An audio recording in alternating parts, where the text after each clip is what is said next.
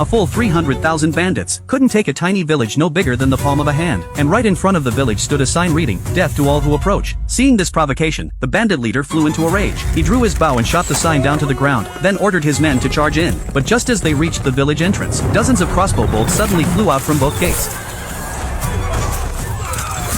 Immediately, a second wave of soldiers charged forward, slashing and hacking furiously at the gates. After great effort, they finally broke through the village gates, only to have a massive fireball roll out from within. Two unlucky soldiers were instantly incinerated on the spot, and the rest of the soldiers were so terrified they wet their pants. The bandit leader, furious and humiliated, he roared at his men to raze the village to the ground. So the third wave of henchmen changed their strategy and began climbing the walls on both sides. But just as they were halfway up, countless long blades suddenly shot out from within the walls, instantly impaling them like hedgehogs. The bandit leader quickly responded. They hurled a pile of hooks at the wall. Immediately, the bandits pulled with all their might, knocking down the entire earthen wall. But when they charged into the village, the villagers had already hidden themselves. They were hiding on the rooftops, and when the bandits were off guard, they dropped a large net, then rushed out to kill the bandits.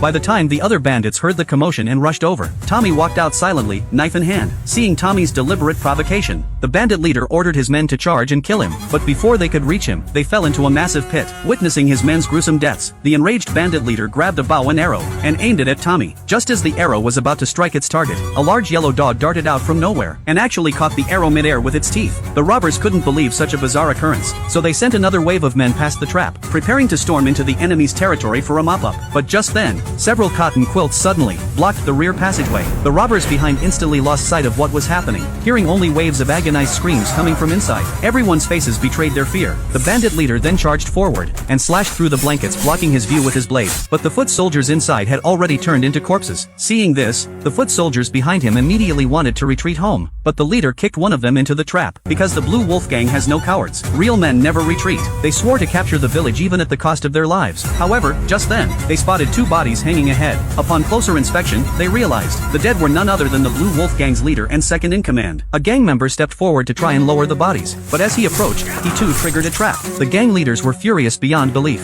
Before the bandits could react, villagers lying in ambush on the rooftops, and those hiding in the alleys all surged out with knives, as if preparing for a final, desperate battle. But the moment the bandits charged, they scattered and fled in an instant. Just then, the village leader, Jack, appeared before them. This was a duel between masters. The Blue Wolf Gang's leader had heard that Jack's swordplay was lightning fast. He refused to accept this, insisting on drawing his sword and charging forward to test his skills. Jack stood perfectly still, waiting until his opponent closed in before striking with ruthless precision.